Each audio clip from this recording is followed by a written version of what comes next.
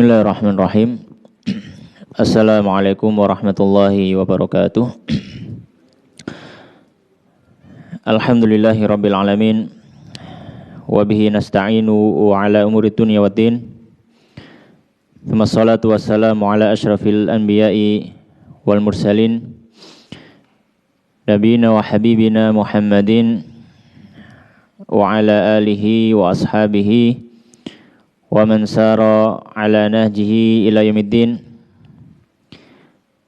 Allahumma subhanaka la ilma lana illa ma 'allamtana innaka antal alimul hakim. Wa tub 'alaina innaka antat tawwabur rahim. Rabbi shrah li sadri wa yassir li amri wahlul 'uqdatam min lisani yafqahu qawli. Allahumma amin. Ma'asyiral muslimin jamaah rahimani wa rahimakumullah. Alhamdulillah, pada malam hari ini Allah Subhanahu wa taala memberikan kita kesempatan kembali untuk bermajelis dalam rangka tafaqquh fiddin, mempelajari agama Allah Subhanahu wa taala, mempelajari tata cara beribadah kepada Allah Subhanahu wa taala. Dan kita masih melanjutkan membaca kitab Fathul Qaribil Mujib, Syarah Matan Al-Ghayah wa Taqrib dalam masalah fikih Syafi'i yang ditulis oleh Syekh Muhammad bin Qasim Al-Ghazi. Al-Ghazi niki nisbah kepada satu daerah yaitu Gaza.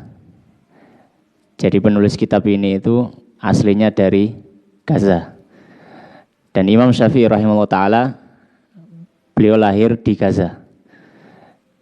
Jadi kitab-kitab dari atau beberapa ulama Syafi'iyah dan juga ulama yang lain itu banyak yang lahir di Gaza. Maka Gaza ini salah satu tempat yang istimewa sebenarnya, di mana di situ lahir banyak dari kalangan ulama. Ya, semoga Allah Subhanahu wa taala segera memberikan kemudahan dan juga kebaikan bagi kaum muslimin di sana. Baik, melanjutkan pembahasan dari pertemuan sebelumnya, yang mana kita sudah menyelesaikan pembahasan kitab Thaharah. Alhamdulillah kita selesai membahas tentang fikih bersuci dari kitab Fathul Qarib, dan insyaallah malam hari ini kita mulai memasuki pembahasan yang baru, yaitu pembahasan fikih salat. Maka di sini musannif rahimahullah taala beliau mengatakan qala al-musannifu rahimahullahu taala wa nafa'ana bi ilmihi fid dunya wal akhirah wa dakhalahu fasiya jannatihi Allahumma amin. Kitabu ahkamis shalah, kitab pembahasan hukum-hukum salat. Beliau mengawali dengan menyebutkan apa arti salat. Apa arti salat? Maka beliau mengatakan wahya lughatan, dan salat itu secara bahasa adalah ad-du'a, doa. Salat secara bahasa artinya adalah doa. Ada yang mengartikan doa secara mutlak. Doa secara mutlak. Ada yang memaknai dia doa dengan kebaikan. Khusus kalau doa dengan kebaikan, maka bisa dibahasakan dengan sholat.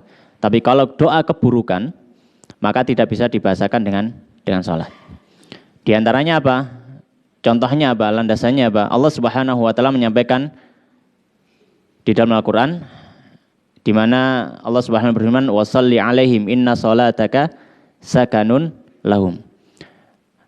Nah, Allah Subhanahu wa taala menyebutkan kepada Nabi Muhammad sallallahu alaihi wasallam, "Wa shalli 'alaihim," dan bersolawatlah alaihim, atas mereka, atas para sahabat. Ya, bahwasanya salatmu itu adalah sakanun lahum, ketenangan bagi mereka. Maksudnya di sini apa? Bukan salat, tapi doa. Ya. Tapi apa? Doa. Nah, salat ini dalam bahasa Arab dia bisa maknanya macam-macam.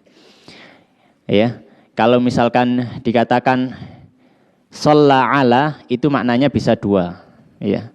Bisa bersolawat, ya. Bisa maknanya mensolati. Ya.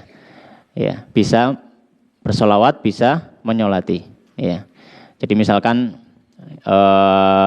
shollu ala nabi, misalkan bersolawatlah kepada nabi. Tapi Nabi sallallahu alaihi wasallam pernah menyampaikan pada para sahabat, ketika ada seorang sahabat yang meninggal dan dia punya hutang, maka Nabi tidak mau menyolati dan beliau mengatakan pada para sahabat, "Shallu ala sahibikum." Ya, Bukan di sini maknanya sholawatlah di atas sahabat kalian, bukan. Tapi maksudnya adalah sholati jenazah saudara kalian. Kemudian beliau mengatakan wa syar'an dan secara syariat, maksudnya secara syariat ini dalam pengertian fikih, kama qala Rafi, sebagaimana dikatakan oleh Al-Imam Ar-Rafi Abdul Karim Asy-Syafi'i, beliau mengatakan aqwalun wa af'alun muftatahatun bit takbir wa mukhtatamatun bit taslimi bi syara'ita makhsusatin. Salat artinya adalah ucapan-ucapan dan perbuatan-perbuatan. Maka salat di dalamnya ada cakupan ucapan, tentu saja karena di dalamnya ada zikir, ada doa, dan juga ada af'alun, perbuatan-perbuatan. Ada perbuatan-perbuatan. Dan ini sifatnya ghaliban, secara umum. Secara umum. Karena bisa saja ada orang sholat tanpa ucapan sama sekali. Ya, bisa saja ada orang sholat tanpa ucapan sama sekali. Seperti apa? Seperti orang yang bisu. Orang yang bisu tidak bisa mengucapkan lafaz-lafaz doa-doa sholat. Tapi apakah sholatnya tidak sah? Sholatnya sah. Ya, dengan bijari adzikr wa du'a ala qalbihi, dengan berdoa dan berzikir di dalam hatinya. Karena dia bisu, nggak bisa berbicara. Ya, jadi ini secara umum. Demikian pula af'al, perbuatan ini secara umum atau keumuman manusia. Karena ada mungkin beberapa orang yang dia sholat tanpa ada gerakan sama sekali. Seperti sholatnya orang yang lumpuh total, hanya bisa bergerak, berkedip matanya saja. Ya, maka dia apakah gugur sholat? Tidak, tetap sholat. Jadi sholat itu tidaklah gugur ya, selama akalnya masih ada. Ya, selama akalnya masih ada. Tapi kalau ada orang kok tidak sholat, berarti bisa dikatakan akalnya tidak ada. Gitu ya. Ala kulli hal, sholat ini begitu penting sehingga apa? Islam sangat memperhatikan. Ya, Islam sangat memperhatikan. Bahkan orang yang tidak bisa bergerak sama sekali masih apa? Wajib untuk sholat. Muftatahatun bit takbir, mukhtatamatun bit taslim. Yang dibuka dengan takbir, maksudnya takbiratul ihram. Takbiratul ihram yang dimaksud adalah ucapan Allahu Akbar. Ya, Allahu Akbar. Ini pembukanya. Maka kalau orang ketika dia memulai sholat tidak bertakbir sama sekali dengan melafadzkan takbir tersebut, maka dianggap tidak masuk sholat. Ya. Jadi takbiratul ihram itu ucapannya. Adapun gerakan maka ini sunnah. Gerakan mengangkat tangannya itu sunnah. Tapi yang menjadi pembuka sholat adalah lafadznya Allahu Akbar. Ya. Allahu Akbar. Ditutup dengan salam. Ditutup dengan salam. Ya, salam yang dimaksud di sini adalah salam yang pertama. Karena kalau dalam mazhab Syafi'i salam yang kedua hukumnya sunnah. Nanti kita bahas insyaallah pada kesempatan yang berikutnya. Bisyara'ita makhsusatin, dengan syarat-syarat khusus. Karena nanti ada syarat wajib, ada syarat sah untuk masalah salat. Dan di sini musannif rahimahullah taala setelah beliau membahas tentang pengertiannya, kemudian beliau membahas tentang sholat yang wajib. Tidak semua sholat itu hukumnya wajib. Ya, tidak semua sholat hukumnya fardu. Maka di sini beliau mengatakan qala al-musannif rahimahullah taala as-shalatul mafrudatu, sholat yang wajib. Wa fi ba'dhin nusakhi as-shalawatul mafrudatu wa as-shalawatul mafrudatu. Dan di sebagian naskah dengan jamak sholat-sholat yang wajib khamsun, ada 5. Ya, sholat yang wajib, ya, yang wajib, yang fardu ada 5. Ya, bagi kaum muslimin yang kita ketahui, yaitu sholat zuhur, sholat asar, sholat maghrib, sholat isya, dan sholat subuh. 5 sholat ini adalah sholat fardu. Yang mana itu yang dimaksud dengan rukun Islam? Yang mana itu yang dimaksud dengan rukun Islam? Dan 5 sholat ini adalah sholat yang fardu secara asal. Sholat yang fardu secara asal. Karena tidak menutup kemungkinan nanti ada sholat qadha, ya, sholat sebagai pengganti dari sholat yang terlewat di luar waktunya. Maka dia hukumnya wajib, tapi bukan wajib secara asal. Ya, karena secara asal dia harusnya sholat di waktunya, tapi dia sholat di luar waktunya. Kemudian ada sholat yang nazar, sifatnya nazar. Maka ini juga tidak secara asal dia sudah wajib, tidak. Asalnya dia hanya sholat sunnah. Namun karena sebab nazar menjadi wajib. Maka sholat yang wajib secara asal hanya sholat 5 waktu ini. Dan yang dimaksud secara asal ini adalah yang sifatnya fardhu ain. Ya, fardhu ain. Maka tidak dimaksud di sini kalau sifatnya fardhu kifayah seperti sholat jenazah. Sholat jenazah fardhu kifayah. Ya. Maka tidak masuk dalam yang disebutkan oleh musannif, ya. Dan masuk di sini ya secara kekhususan ya hal lain yaitu sholat Jumat. Sholat Jumat tidak disebutkan karena dia hanya wajib bagi laki-laki saja. Ya, tidak semuanya wajib. Tapi kalau sholat 5 waktu wajib bagi laki-laki dan perempuan. Beliau mengatakan, yajibu kullun minha, yajib semua atau wajib dari setiap sholat fardu yang 5 tadi bi awalil waktu, di awal waktunya. Sebelum itu, apa landasannya bahwasanya sholat yang wajib hanya sholat 5 waktu saja secara asal. Karena sebagian ulama mazhab yang lain ada yang berpendapat sebagian sholat-sholat lainnya ada yang wajib. Imam Syafi'i menganggap tidak, sholat yang lainnya hukumnya sunnah. Bahkan sholat id hukumnya sunnah, sholat witir hukumnya sunnah. Tapi apa landasan Imam Syafi'i? Landasan Imam Syafi'i adalah satu hadis yang disebutkan oleh Imam Al-Bukhari dan juga Imam Muslim. Ya, bahwasanya ada seorang Arab Badui yang datang kepada Nabi sallallahu alaihi wasallam. Beliau bertanya tentang Islam. Maka di salah satu jawaban Nabi sallallahu alaihi wasallam beliau mengatakan khamsu shalawatin fil yaumi wal lailah. 5 waktu salat sehari semalam. 5 waktu salat sehari semalam. Ya, kemudian orang tadi bertanya, hal alayya ghairuhunna? Apakah ada kewajiban selain 5 salat tadi? Maka Nabi sallallahu alaihi wasallam menyampaikan, la, tidak ada. Illa kecuali anta tawwa, kalau kamu mau salat sunnah. Maka ini memberikan indikasi bahwasanya sholat selain yang 5 yang disebutkan Nabi sifatnya tatawwu', sifatnya sunnah. Kemudian beliau membahas tentang sebelum membahas waktu, beliau membahas tentang masalah sholat. Kapan wajibnya? Beliau mengatakan setiap sholat tadi itu wajib bi awalil waktu, di awal waktu. Wujuban muwassa'an, yang sifatnya wajib muwassa'. Wajib muwassa' itu wajib yang memiliki jangka waktu tertentu, ya, yang memiliki jangka waktu tertentu. Ila hingga an yabaqa, tersisa minal waktu, dari waktunya, ma yasa'uha, apa yang mencukupinya. Maksudnya mencukupi untuk sholat, fayadhiku, maka menjadi sempit hina idzin, ketika itu. Baik. Dalam artian di sini maksudnya apa? Maksudnya sholat itu wajib dengan waktu tertentu. Inna sholata kanat 'alal mu'minina kitaban mauquta, bahwasanya sholat itu sudah ada ketentuan waktunya. Ketika masuk awal waktu sholat, maka di situ seorang muslim ya sudah mulai berjalan kewajiban untuk sholat. Dan waktunya ini terbentang sampai akhir waktu. Sampai akhir waktu. Dalam artian akhir waktu ini sebelum di akhir waktu tadi, ya, selama akhir waktu tadi mencukupi untuk melaksanakan sholat itu.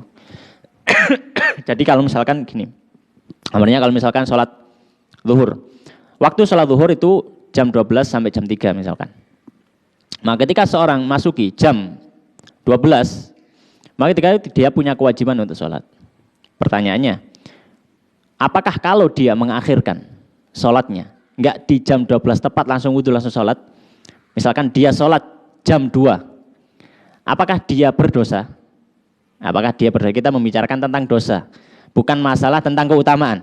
Karena afdholiyah tentu saja sholat di awal waktu. Tapi kalau misalkan apakah berdosa kalau misalkan sholatnya nanti jam 2? Maka perlu mengatakan kalau dia sholat jam 2 tidak berdosa. Kenapa? Karena wajibnya sholat itu sifatnya wajib muwassa, wajib yang punya rentang waktu tertentu. Maka selama dia melaksanakan sholat di rentang waktu tertentu ini, dia tidak berdosa. Dan rentang waktu tadi adalah dari awal waktu sampai tersisa dari waktu yang mencukupi sholat tadi. Misalkan sholat itu butuh waktu 5 menit. Ya, maka sebelum jam 3 kurang 5 menit, ya, atau jam 3 kurang 5 menit, maka ini sudah sudah habis waktu muasa dan tinggal waktu mudoyak. Apa mudoyak? Mudoyak itu berarti sudah harus ketika itu, tidak boleh diundur lagi. Ya. Jadi intinya adalah bahwasanya sholat ini kalau diundur dari waktu awalnya dia tidak berdosa selama masih ada waktu untuk yang mencukupi untuk sholat tersebut. Kalau sudah mendekati waktu yang tidak ada kesempatan untuk melaksanakan sholat secara sempurna, maka ketika itu langsung harus melaksanakan sholat ketika itu. Kalau tetap menunda terus, maka dia berdosa. Itu yang dimaksud oleh Musannif rahimahullah ta'ala. Dan pembahasan yang berikutnya beliau membahas tentang waktu sholat. Sebagaimana yang sudah kita ketahui bahwasanya sholat ini memiliki batas waktu. Maka penting bagi kita untuk mengetahui batas waktu sholat. Ya, penting bagi kita untuk mengetahui batas waktu sholat. Maka di sini beliau memulai dengan sholat zuhur. Maka beliau mengatakan qala az-zuhru sholat zuhur. Sholatuhu yaitu sholat zuhur. Qala Nawawi, berkata Imam Nawawi, summiyat bidzalika, dinamakan dengan zuhur li'annaha, karena sholat zuhur itu zahiratun, ya. Zahiratun itu tampak, ya, muncul, wasaton nahari, di tengah-tengah siang. Ya. Di tengah-tengah siang, ya. Kata bahasa Arab zahir itu yang muncul, yang nampak. Ya. Dan sebagian ulama mengapa biasanya membahas waktu sholat itu dimulai ngitungnya dari zuhur, ya, ngitungnya dari zuhur. Karena pertama kali Nabi SAW diajari sholat itu sholat zuhur, yang nanti akan kita baca hadisnya, ya. Diajari sholat oleh malaikat Jibril, ya. Wa awwalu waktiha, dan awal waktu zuhur, zawalu ay mailu syamsi, yaitu tergelincirnya, bergesernya matahari, an wasatis samai, dari tengah langit, ya.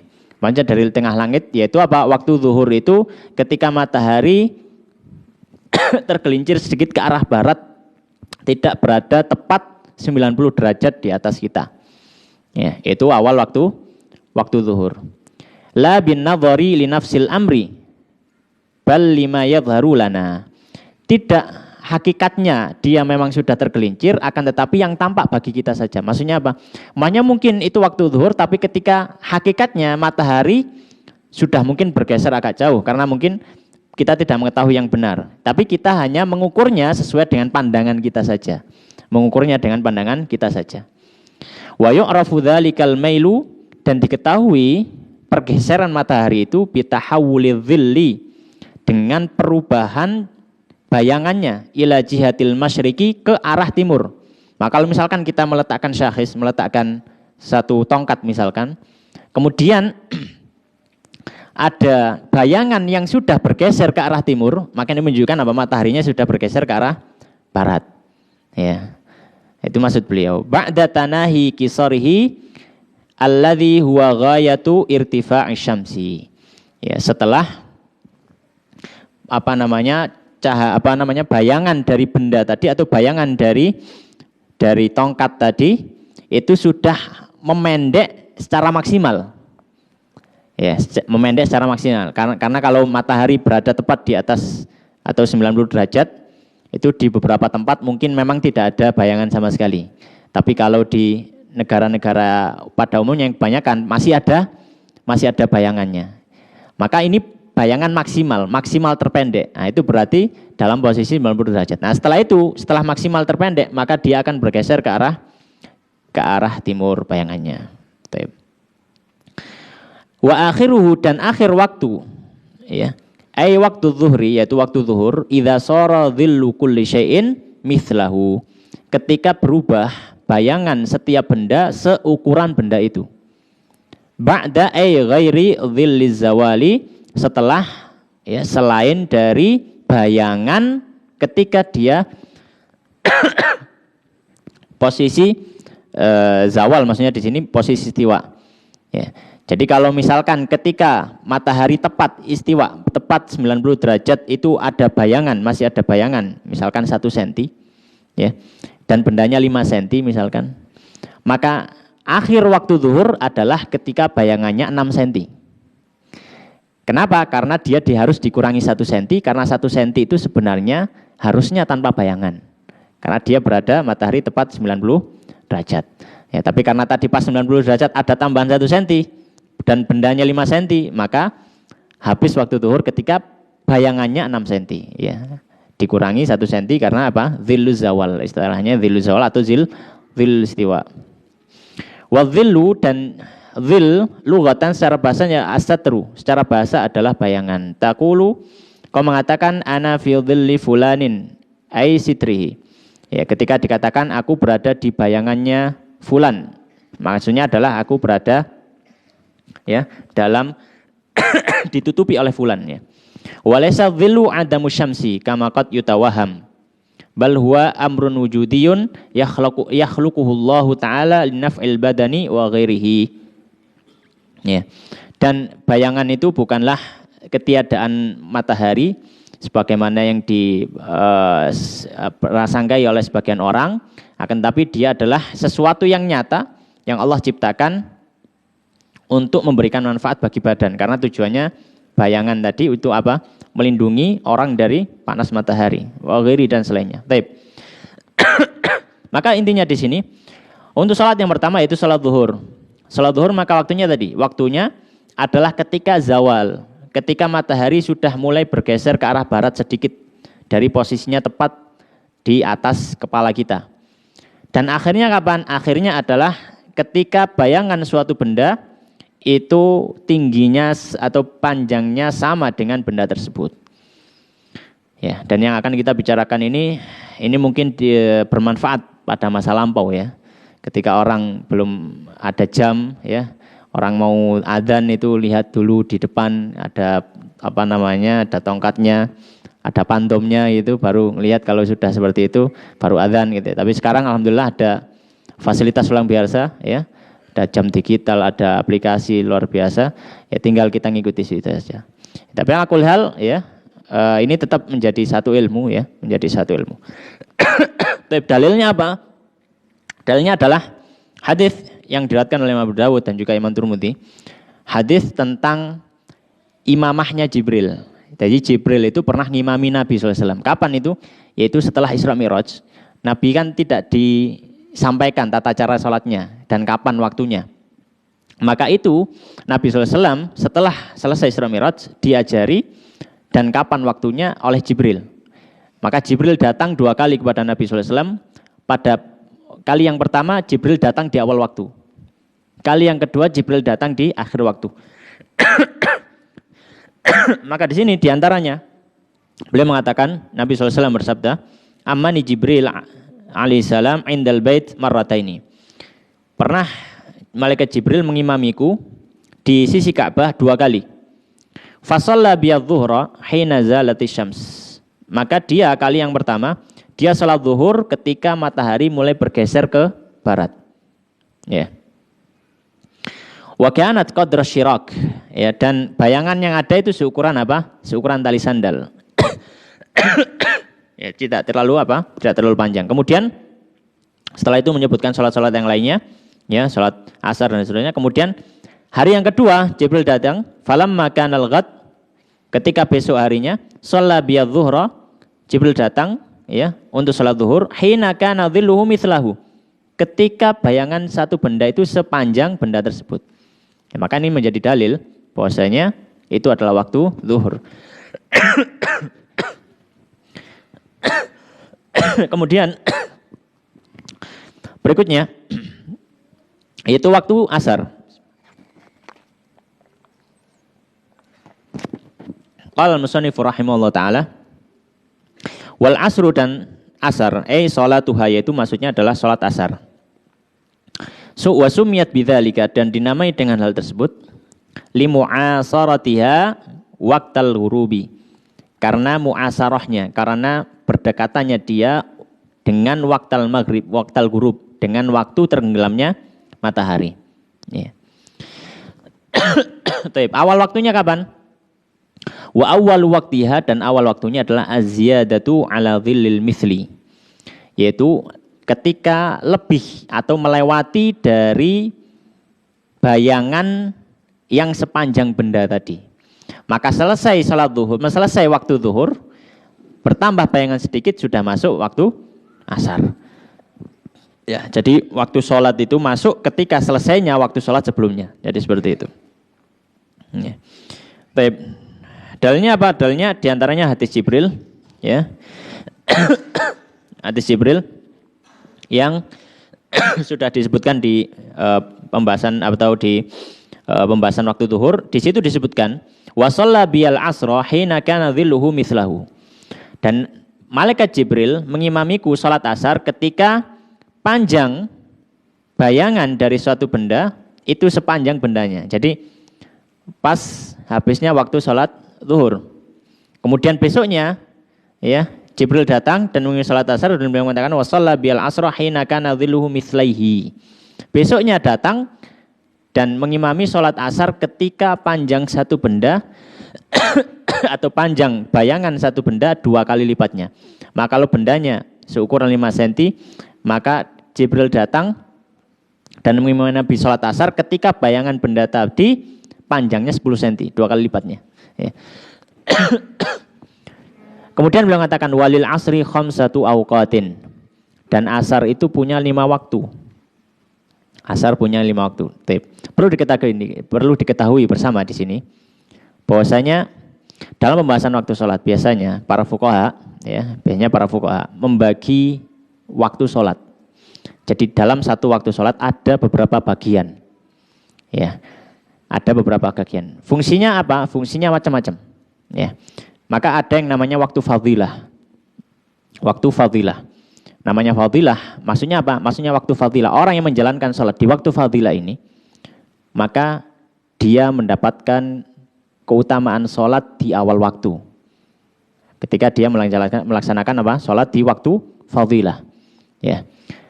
Yang kedua adalah waktu ikhtiar. Waktu ikhtiar. Ya, maksudnya waktu ikhtiar ini apa? Ikhtiar berasal dari kata pilihan, al-khiyar. Ya. Waktunya ikhtiar maksudnya adalah orang boleh memilih untuk melaksanakan sholat di waktu itu. Boleh memilih untuk melaksanakan sholat di waktu itu. Atau itu adalah pilihan untuk dilaksanakan sholat di waktu itu. Tapi dia tidak memiliki fadilah keutamaan sholat orang yang di awal waktu. Ya. Karena waktu fadilah yang dalam Nabi SAW ditanya oleh seorang sahabat, ayu amalin afdal, Nabi SAW mengatakan, ya, as-sholatu fi awwali waktiha dalam satu riwayat. Sholat di awal waktu. Nah, itu di waktu fadilah. Ya, lewat seperti itu, lewat dari waktu fadilah, maka itu masuk waktu apa? Waktu ikhtiar. Ya, waktu ikhtiar itu adalah ya di waktu itu dianjurkan orang itu melakukan sholat karena masih dekat dengan waktu fadilah. Kemudian yang ketiga waktu jawaz. Waktu al-jawaz. Waktu yang diperbolehkan untuk sholat. Ya, waktu yang diperbolehkan untuk sholat. Maka ketika orang melaksanakan sholat di waktu itu, maka masih hukumnya boleh. Ya, masih hukumnya apa? Boleh. Dan waktu jawaz ini nanti ada yang makruh, ada yang tidak makruh, gitu ya. Kemudian ya, setelah itu ada waktu hurmah. Ada waktu hurmah, ada waktu haram. Maksudnya apa? Kalau orang sampai mengakhirkan sholatnya di waktu hurmah, sholatnya sah, tapi dia berdosa. Dan dia belum lewat waktu, waktunya masih ada, masih di dalam waktu sholat. Tapi kalau dia sampai mengakhirkan sholatnya tanpa ada udzur di titik waktu hurmah, maka sholatnya sah tapi dia berdosa. Ya, ya, dia apa? Dia berdosa. Ya, karena sangat dicela kalau orang itu hanya selalu sholat di akhir waktu. Ya, kemudian nanti ada waktu dharurah. Ya, waktu dharurah mungkin nggak dibahas di sini. Waktu dharurah itu apa? Waktu dharurah itu adalah waktu yang panjangnya seukuran orang bisa takbiratul ihram. Fungsinya untuk apa? Fungsinya ini untuk masalah kalau misalkan ada orang mendapati waktu seukuran takbiratul ihram. Ya, mendapati waktu seukuran takbiratul ihram dan sebelumnya dia haid. Kemudian dia suci. Maka seukuran takbiratul ihram tadi, waktu sholat itu menjadi wajib bagi si wanita tadi. Ya. Dan misalkan jam 3 itu adalah akhir dari waktu sholat zuhur. Ada seorang wanita, dia sebelumnya haid, kemudian suci, di jam 3 kurang beberapa, atau jam 3 kurang 10 detik. Jam 3 kurang 10 detik. Dia yakin dia suci, sudah dicek, suci. 10 detik lagi, itu akan masuk waktu asar. 10 detik ini cukup untuk takbiratul ihram. Ya, cukup untuk apa? Takbiratul ihram. Maka dia wajib melaksanakan sholat zuhur itu. Ya, wajib melaksanakan sholat zuhur itu. Ya. Baik. Ala kulli hal, kembali ke apa yang dibahas oleh musannif, maka beliau mengatakan walil asri, dan untuk sholat asar khamsatu awqatin, ada 5 waktu. Ahaduha, yang pertama waktul fadilah, yang tadi kita sebutkan, waktu fadilah. Kapan waktu fadilahnya sholat asar? Wa huwa fi'luha, yaitu melaksanakan sholat awalal waktu, di awal waktu.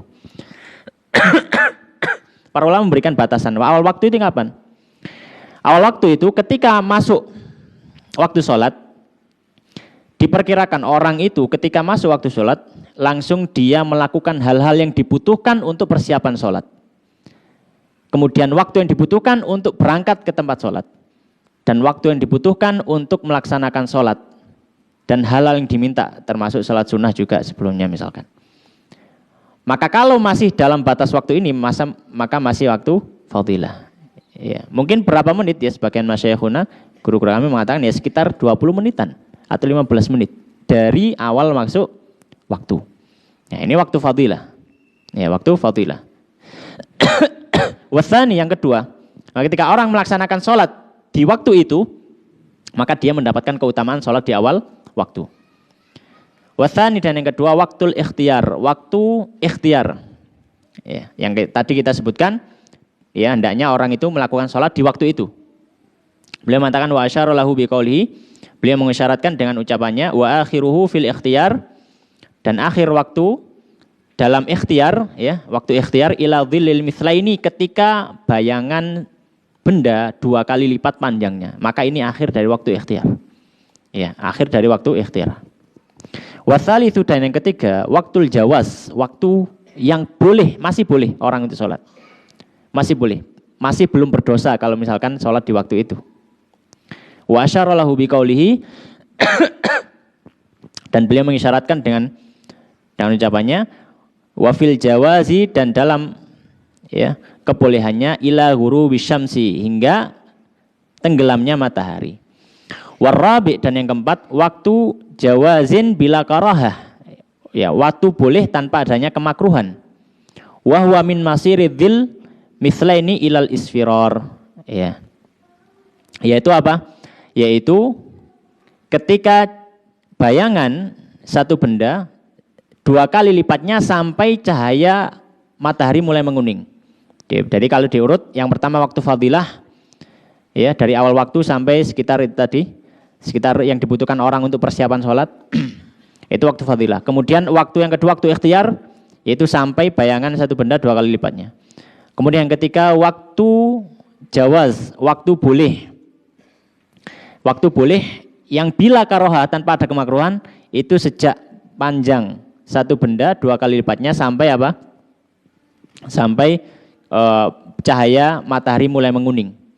Kemudian setelah itu masuk waktu jawaz, tapi ma'akaroha, tapi dimakruhkan. Ya, tapi apa? Dimakruhkan. Yaitu kapan? Sampai matahari mulai tenggelam. Jadi sebagian bulatan matahari mulai tenggelam. Karena waktu asar habis, ya. Karena waktu asar habis ketika bulatan matahari sudah habis. Jadi kalau bulatan matahari itu masih ada, itu masih waktu asar. Ya. Beda halnya dengan waktu subuh. Waktu subuh habis, kalau sebagian meskipun kecil dari bulatan matahari sudah muncul. Ya. Oleh karena beliau menyampaikan seperti itu. Wal khamis waktu tahrim. Waktu yang haram orang sholat di situ kapan? Wa huwa ta'khiruha, itu mengakhirkan sholat ila an yabqa minal waqti ma la yasauha, hingga yang tersisa dari waktu tadi tidak mencukupi untuk melaksanakan sholat secara sempurna. Ya. Jadi misalkan orang sholat untuk asar butuhnya 5 menit atau butuhnya 4 menit.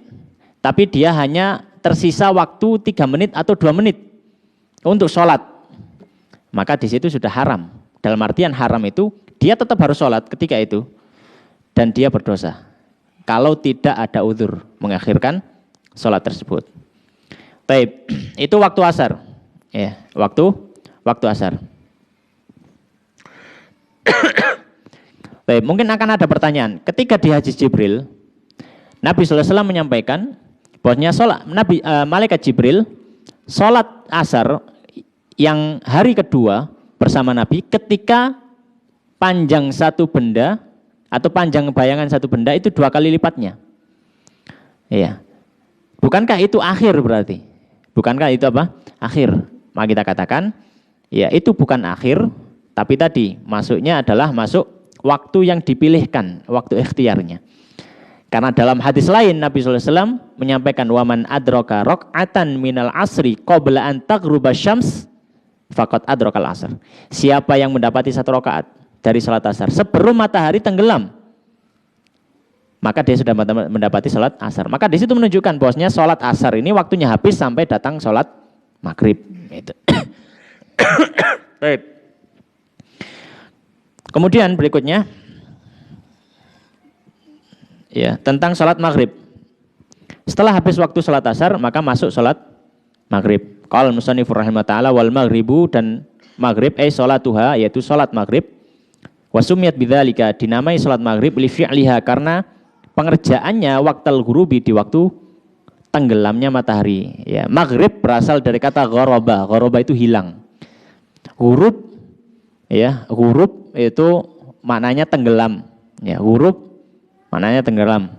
Orang Jawa mindah ghain jadi sin. Surup gitu ya. Surup itu sudah mau sudah mau maghrib itu, surup gitu. Aslinya ghain itu huruf. Ayo pulang, sudah huruf harusnya gitu, Bu. Sudah surup gitu ya. Baik.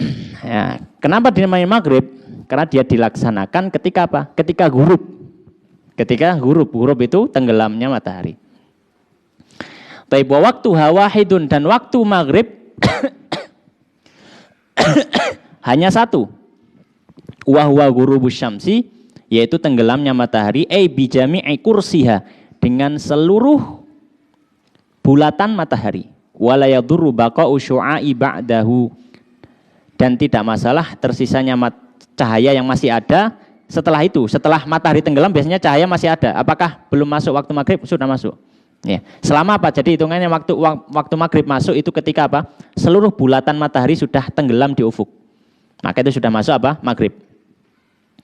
Wa bimikdari, dan dengan seukuran mayu adzanu atau mayu adzinu syakhsu, seorang cukup untuk adzan, wa yatawaddu, dan dia berwudu, au yatayammam, atau bertayamum, wa yasturul aurata, dan menutup aurah, wa yuqimus sholata, dan dia bisa melaksanakan sholat, wa yusalli khamsa raka'atin, dan bisa sholat sebanyak apa? Sekitar 5 rakaat. Maka ini akhir dari waktu maghrib. Dalam salah satu pendapat mazhab Syafi'i. Jadi kalau dalam salah satu pendapat mazhab Syafi'i, waktu maghrib itu habisnya bukan ketika masuk waktu isya. Ya. Jadi kapan? Ketika seukuran orang itu ketika awal waktu, dia bisa adzan, dia bisa wudu, dia bisa menutup aurat, dia bisa melaksanakan sholat 5 rakaat. Karena 3 rakaat maghrib, 2 rakaat ba'diyah. Nah itu sekitar berapa? Sekitar 20 menitan. Iya, sekitar 20 menitan. Dan beliau mengatakan wa qauluhu wa bimiqdari ila akhiri sakitun min ba'di nusakhil matan. Dan ucapan beliau dan ukurannya adalah selama seorang itu bisa adzan dan seterusnya, di sebagian manuskrip itu dihilangkan atau tidak ada. Fa inin qadha al-miqdarul madhkuru, dan apabila sudah selesai lewat batas waktu tadi yang disebutkan, kharaja waktuha, maka sudah habis waktu maghrib. Wa hadza huwa al-qaulul jadid, dan ini adalah pendapat Imam Syafi'i yang jadid. Kita tahu Imam Syafi'i punya 2 pendapat, al-jadid dan qadim. Jadid itu artinya baru, qadim artinya lama. Pendapat terbaru Imam Syafi'i mengatakan waktu maghrib itu seukuran itu tadi. Jadi bukan masuknya waktu isya baru habis waktu maghrib itu kira. Tapi seukuran orang bisa adzan, bisa wudhu, bisa menutup aurat, bisa mempersiapkan sholat, kemudian sholat 5 rakaat, maka dihabis. Itu pendapat yang terbaru, ya, pendapat jadinya Imam Syafi'i. Dan biasanya yang menjadi pendapat resmi mazhab Syafi'i itu adalah pendapat Imam Syafi'i yang baru. Tapi ini salah satu pendapat Imam Syafi'i yang baru dan dilemahkan oleh ulama Syafi'i setelahnya. Sehingga pendapat resmi Imam Syafi'i atau pendapat resmi mazhab Syafi'i bukan Imam Syafi'i. Pendapat resmi mazhab Syafi'i bukan yang ini. Apa yang pendapat resminya? Wal qadimu warrajjahahun Nawawi, dan pendapat beliau yang qadim yang terdahulu, dan ini dikuatkan oleh Imam Nawawi, anna waqtaha, bahwasanya waktu maghrib yamtaddu, berlangsung ila maghibi syafaqil ahmar, hingga hilangnya mega merah di langit, yaitu kapan? Ketika masuk waktu isya. Ketika masuk waktu isya. Nah, mungkin kita akan bertanya-tanya, kenapa Imam Syafi'i meralat pendapatnya? Imam Syafi'i pendapat terdahulu beliau mengatakan sholat maghrib habis ketika masuk waktu isya. Pendapat terbaru Imam Syafi'i meralat. Oh enggak, pendapat saya dulu itu salah. Terus yang benar seukuran awal waktu fadilah. Itu sudah habis berarti waktu maghrib. Tapi apa landasannya Imam Syafi'i? Landasannya Imam Syafi'i adalah hadis Jibril. Di hadis Jibril yang sudah kita sebutkan di awal tadi, ya. Itu disebutkan bahwasanya Nabi SAW ketika hari pertama dan hari kedua ketika sholat maghrib itu di waktu yang sama. Di waktu yang sama. Jadi nggak ada perubahan. Di sholat-sholat yang lain ada perubahan. Di awal waktu, di agak akhir, awal waktu, akhir waktu. Di sholat maghrib Jibril itu waktunya sama. Di mana Nabi mengatakan wasalla bil maghrib hina aftara shaim. Itu di kedua hari. Dan Jibril jadi mengimamiku salat maghrib ketika orang berpuasa berbuka. Maka ini menunjukkan salat maghrib atau waktu maghrib itu waktunya apa? Terbatas segitu saja. Tidak ada awal dan akhirnya, sudah terbatasnya segitu. Ya, tidak menunggu waktu salat isya. Itu pendapat Imam Syafi'i yang terbaru dan itu lemah. Dilemahkan oleh ulama setelahnya, gitu ya. Pendapat Imam Syafi'i yang lama mengatakan tidak. Waktu maghrib habis kalau sudah masuk waktu isya. Alasannya apa? Alasannya para ulama Syafi'i mengatakan, atau mengapa para ulama Syafi'i menguatkan pendapat Imam Syafi'i yang lama? Karena lebih kuat dari sisi dalil. Ya, jadi yang menilai dalil ini para ulama Syafi'i sendiri. Ya, dinilai oleh para ulama Syafi'i karena lebih kuat dari sisi dalil. Kenapa? Karena ada hadis, ya,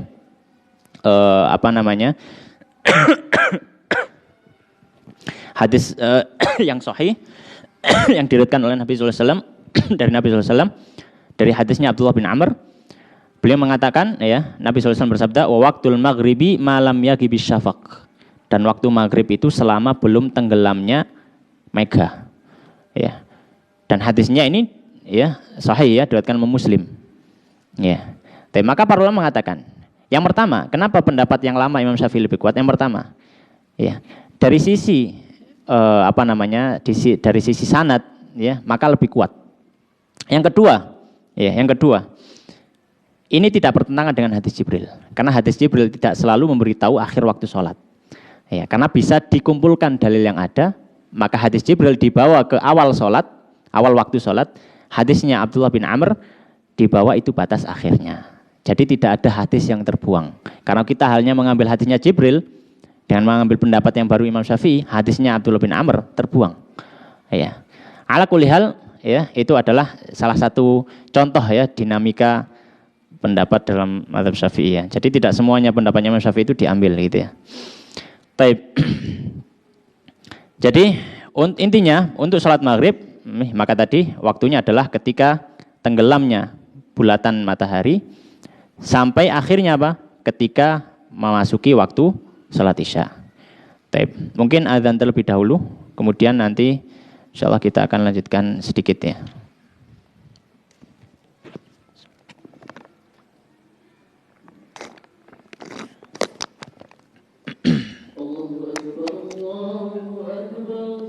Allah.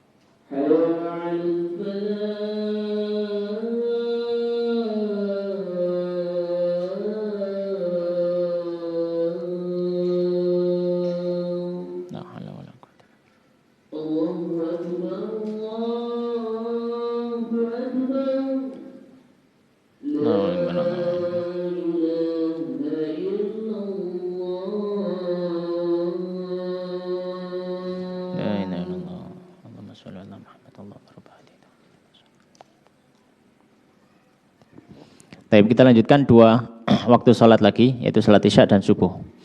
Faqala al-musannif rahimahu ta'ala wal isya'u, dan isya bi kasril aini dengan mengkasrahkan ain, ya. Mamdudun ismun li awwali dhalam, ya. Dia adalah salah satu nama ketika awal petang, disebut dengan apa? Isya, ya. Wa summiyat as-salatu bidzalika, dan dinamakan salatnya itu dengan isya li fi'liha fihi, karena salat itu dilaksanakan di awal petang. Ya. Wa awwalu waqtiha idza ghaba asy-syafaqul ahmar, dan awal waktu isya adalah ketika hilangnya cahaya merah yang ada di langit, ya. Atau yang biasa disebut dengan mega. Mega merah di langit hilang, maka masuk waktu isya. Ya, maka ini adalah awal waktunya. Ya, awal waktunya. Kemudian beliau membahas satu pembahasan menyelipkan satu pembahasan fikih. Beliau mengatakan wa amal baladul ladzi la yaghibu fihi syafaq. Adapun negeri yang tidak tidak hilang mega merahnya. Maksudnya apa? Kalau misalkan ada satu negeri, ya ada satu negeri. Ketika malam hari, ketika matahari tenggelam, mega merah muncul. Mega merah muncul. Dan mega merah ini tidak hilang sampai terbit matahari. Sampai terbit matahari. Terus kapan sholat isyanya? Kan itu. Nah, maka sholat isya kan masuknya setelah hilangnya mega merah. Nah ini malam harinya itu masih ada mega merahnya. Ya, mungkin di sebagian negara-negara ada yang seperti itu. Maka beliau sudah membahas.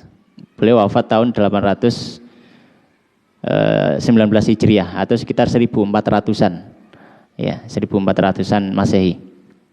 Beliau bahas, fa waqtul isya'i, maka waktu isya bagi orang yang tinggal di negeri semacam ini, yang malamnya itu masih cerah, ya, malamnya itu masih ada mega merahnya terus. Ya. Fa waqtul isya'i fi haqqi ahlihi an yumdiya au an yamdi ba'dal ghurubi zamanun yaghibu fihi syafaqu aqrabil biladi ilaihim. Ya, yaitu kapan? Yaitu ketika berlalu, ya, seukuran waktu maghrib, berlalu seukuran waktu maghrib yang hilangnya cahaya merah di negeri terdekatnya. Di negeri terdekatnya. Ini kalau misalkan dia tenggelam matahari, sudah dipastikan tenggelam. Tapi setelah tenggelam, itu cahaya muncul terus. Iya, cahaya muncul terus sampai mungkin ya sampai pagi, ya sampai pagi cahaya muncul terus. Jadi nggak pernah gelap, gitu ya, nggak pernah gelap. Taib. Itu kondisi kalau misalkan negara seperti itu. Taib. Bagaimana kalau negaranya secara asal tidak punya waktu malam? Karena sebagian negara ada yang tenggelam matahari, beberapa menit kemudian sudah masuk subuh. Beberapa menit kemudian sudah masuk subuh. Jadi tenggelam matahari sudah masuk maghrib, ya. Mungkin sholat dapat berapa rakaat sudah subuh, gitu. Sholat maghrib belum selesai sudah subuh, gitu. Maka negeri semacam ini bagaimana? Tidak disebutkan di sini, tapi di dalam hasyiah syarahnya kitab ini disebutkan. Di antaranya Imam Al-Bajuri beliau menyampaikan, dan itu fatwanya Imam Ar-Ramli. Beliau menyampaikan kalau yang negeri semacam ini, bukan yang negeri yang malamnya tidak ada gelapnya ya, tapi ini negeri yang memang tidak punya malam. Kalau negeri tidak punya malam, maka fatwa para ulama zaman lampau, bukan zaman kekinian, zaman lampau, maka sholat maghrib dan isyaknya itu diqadha. Ya, itu diqadha. Ya. Jadi bukan ngikuti waktu setempat. Kenapa? Karena secara asal dia nggak punya waktu malam. Karena secara asal nggak punya waktu malam. Kenapa? Karena matahari terbit ketika matahari tenggelam. Maka nggak punya waktu malam. Gimana? Beda dengan negeri yang malamnya tidak gelap. Beda. Dia masih punya waktu malam. Maka bisa diambil waktu tenggelam, waktu hilangnya mega negeri terdekat. Tapi ini kalau nggak punya waktu malam, maka bagaimana? Solusinya kata para ulama terdahulu itu diqadha. Jadi waktunya sholat maghrib dan isya itu dikerjakan di sholat subuhnya. Ya, dikerjakan di sholat subuhnya. Ya. Kemudian beliau mengatakan qala walaha waqtan, dan sholat isya memiliki dua waktu. Ahaduhuma, salah satunya adalah ikhtiar, waktu pilihan untuk sholat. Wa asyara lahul musannif biqaulihi, dan ini disyaratkan oleh penulis dengan ucapannya wa akhiruhu, dan akhir waktu isya yaitu akhir dari ikhtiar ya, yamtaddu, berlangsung fil ikhtiyari, dalam waktu yang dipilih untuk sholat, ila thulutsil lail, hingga sepertiga malam. Hingga sepertiga malam. Watsani, dan yang kedua, jawaz, waktu boleh, jawazun. Wa asyara lahu biqaulihi, dan beliau mengisyaratkan dengan ucapannya wa fil jawazi ila tulil fajri tsani, dan waktu kebolehan untuk sholat itu sampai terbitnya fajar shadiq. Ai as-shadiq wa huwal muntashiru dhauhu mu'taridan bil ufuq. Itu fajar shadiq yang dia muncul ya, menyebar cahayanya di langit ya, menyebar ke samping, bukan ke atas. Amal fajrul kadzib, adapun fajar kadzib, fayatla'u qabla dzalika, maka dia muncul sebelum fajar shadiq. La mu'taridan bal mustatilan, dia tidak melebar tapi ke atas cahayanya, fajar kadzib. Zahiban fis sama, dia ke arah atas. Tsumma yazul wa ta'qubuhu dzulmah, kemudian fajar kadzib ini akan hilang, kemudian habis itu gelap lagi ya. Kemudian baru setelah itu fajar shadiq. Maka sholat subuh itu fajar shadiq, bukan fajar kadzib. Disebut kadzib karena orang lihat dikira fajar, padahal itu fajar kadzib, itu fajar kadzib, bukan fajar shadiq. Wala yata'allaqu bihi hukmun, dan kalau yang muncul fajar kadzib, maka tidak ada hukum yang berhubungan dengannya. Ya, hatta sahur, ya. Hatta makan sahur masih diperbolehkan. Wa dzakara Syekh Abu Hamid Al-Ghazali anna lil isya waktu karahah wa huwa ma bainal fajraini. Ya, dan Imam Al-Ghazali menyebutkan bahwasanya isya memiliki waktu yang dimakruhkan untuk sholat, yaitu ketika di antara dua fajar. Kalau sholat maghrib antara fajar shadiq dan fajar kadzib, ya, maka ini dimakruhkan. Taib. Al-Qulhal, waktu isya itu ketika hilangnya mega merah sampai kapan? Terakhir batas waktunya adalah sebelum terbitnya fajar shadiq, yaitu waktunya sholat subuh. Waktunya sholat subuh. Taib. Kemudian yang berikutnya adalah, yang terakhir adalah waktu sholat subuh.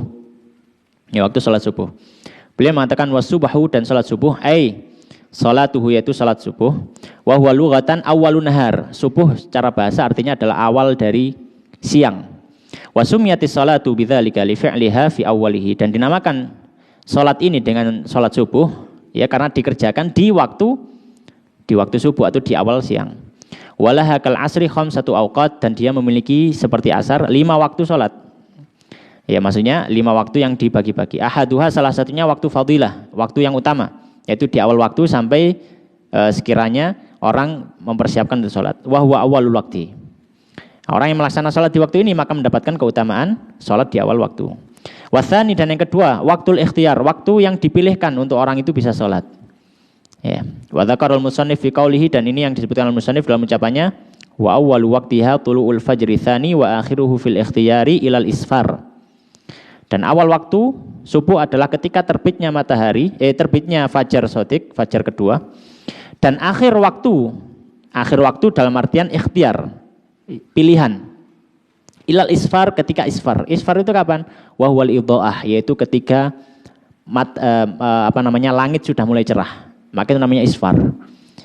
Namanya apa? Isfar. Maka ini waktu yang ikhtiar, dipilihkan, dibolehkan untuk sholat di situ. Wasalis, dan yang ketiga waktul jawaz, waktu kebolehan tidak mendapatkan dosa ketika dia sholat di waktu ini. Wa asyara lahul musannif biqaulihi, maka ini dalam ucapan musannif, wa fil jawazi ay bi karahatin ila tulu'i syamsi, hingga terbitnya matahari. Ini waktu jawaz ya, waktu boleh. Tapi dimakruhkan kalau sampai terbitnya matahari, sebelum terbitnya matahari. Warabiu, yang keempat, jawazun bila karahatin ila tulu'il humrati. Boleh tanpa adanya kemakruhan ketika sudah mulai muncul mega merah yang pagi. Maka ini sudah sudah muncul, maka ini waktu boleh tapi tanpa ada kemakruhan. Dan setelah itu masih boleh sebelum terbitnya matahari, tapi ada kemakruhan. Wal khamisu, dan yang kelima, waktu tahrim, waktu yang diharamkan, wa huwa ta'khiruha ila an yabqa minal waqti ma la yasauha, yaitu mengakhirkan salat subuh sampai kadar waktu yang tidak mencukupi untuk salat subuh. Maka itu sudah haram dia mengakhirkan habis itu. Baik, mungkin sedikit faedah untuk masalah salat isya. Ya, dan termasuk yang disunahkan ketika salat isya adalah tidak tidur sebelum salat isya, dan juga tidak tidak terjaga setelah sholat isya, kecuali untuk halal yang sifatnya sunnah atau yang dianjurkan. Sebagaimana Nabi SAW dalam satu hadisnya, ya, dalam riwayat Nabi SAW tidak menyukai atau membenci orang yang tidur sebelum waktu sholat isya, dan juga orang yang berbincang-bincang dengan hal yang tidak dianjurkan setelah sholat isya. Kenapa? Karena dikhawatirkan kalau tidur sebelum isya nanti akan kelewatan waktu isya, bangun-bangun sudah subuh. Kalau orang berbincang setelah sholat isya, kalau tanpa ada urusan atau tanpa ada kepentingan yang dianjurkan atau yang baik, maka juga dimakruhkan. Mengapa? Karena dikhawatirkan karena sebab akhir, ya, dia tidur, ya, jadi waktu begadang, ya. Karena begadang dia tidak bisa bangun sholat subuh, ya. Dan ini termasuk apa yang diajarkan oleh Nabi Shallallahu Alaihi Wasallam. Demikian ini pembahasan waktu sholat, ya, memang cukup diperinci oleh musannif, ya. Mungkin sebagian kita agak bingung juga kenapa perinciannya seperti ini, ya. Memang di beberapa tempat, ya, itu cukup diperinci pembahasannya, tapi di tempat yang lain juga tidak terlalu diperinci. Ala kulli hal, insyaallah pembahasan berikutnya kita memasuki syarat wajib sholat dan juga sholat-sholat yang sunnah, insyaallah ta'ala. Demikian, wallahu ta'ala alam, wa sallallahu wa sallim wa barik ala nabiyina Muhammadin wa ala alihi wa ashabihi ajma'in. Kita tutup dengan doa qaratul majelis. Subhanakallahumma bihamdika asyhadu an la ilaha illa anta astaghfiruka wa atubu ilaik. Wa akhiru da'wana alhamdulillahirabbil alamin. Wassalamualaikum warahmatullahi wabarakatuh. Iya. Oh, nggih, monggo.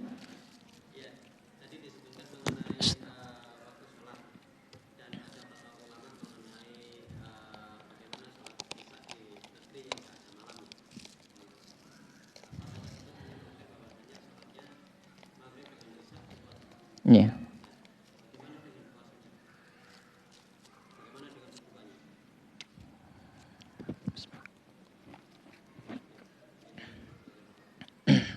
Kalau negeri yang tanpa malam, bagaimana puasanya? Sebatas yang saya ketahui, maka sebagaimana yang saya baca dari beberapa referensi kitab, ya. Dia melihat kondisi negerinya. Apakah hal tersebut berjalan sepanjang tahun atau tidak? Dalam artian, apakah di negerinya itu berjalan waktu tanpa malam itu di sepanjang tahun selama 12 bulan? atau ada waktu yang mana waktunya akan kembali normal. Jadi bukan tanpa malam gitu ya, bukan tanpa malam. Jadi tetap ada malamnya dan kembali normal. Ya. Maka kalau misalkan itu ada waktu normalnya, jadi nggak selama 12 bulan nggak ada malamnya sama sekali gitu, bukan. Tapi mungkin dia nggak ada malam itu di beberapa bulan tertentu, misalkan 3 bulan atau selama 4 bulan, dan kebetulan itu pas Ramadan misalkan. Maka bagaimana? Yang pernah saya baca, maka orang seperti ini dia ketika Ramadan tidak berpuasa karena tidak ada malamnya. Terus bagaimana? Kapan dia puasa? Dia qadha Ramadannya. Karena secara hukum dia nggak punya malam sama sekali, nggak punya malam sama sekali. Ya. Terus bagaimana? Dia puasan terus gitu. Kan tenggelam matahari kemudian di sana sudah muncul matahari. Dia baru mau buka, loh sudah adzan subuh gitu kan, bingung jadinya. Maka dan yang pernah saya lihat juga di negara-negara yang daerah mana itu ya, kalau nggak salah Norwegia atau mana. Iya, daerah-daerah kutub ya. Itu mereka menjalani waktu tanpa malam itu hanya di beberapa bulan saja, nggak sepanjang tahun. Jadi hanya beberapa waktu khusus, entah di bulan entah di musim apa gitu. Mereka memang menjalani itu, ya. Jadi waktu yang cukup ekstrim, ya. Nah kalau misalkan memang sepanjang tahun seperti itu, sepanjang tahun memang tak ada malam sama sekali. Nah, ini yang belum saya ketahui, wallahu ta'ala alam. Ya, jadi kurang lebihnya seperti itu. Ya, sampun nggih? Ya. Tapi kita tutup lagi dengan doa majelis. Subhanakallahumma bihamdika asyhadu an la ilaha illa anta astaghfiruka wa atubu ilaik. Assalamualaikum warahmatullahi wabarakatuh.